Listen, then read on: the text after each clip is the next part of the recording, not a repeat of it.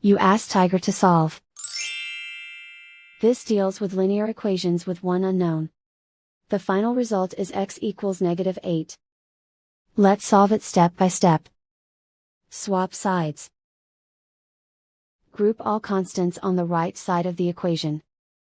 Add 24 to both sides. Simplify the arithmetic.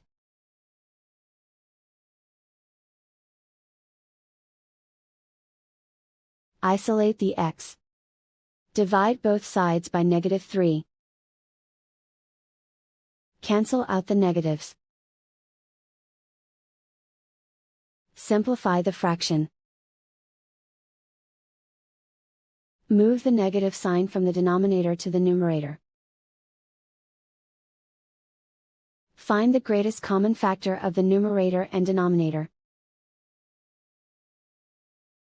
Factor out and cancel the greatest common factor. And so the final result is x equals -8.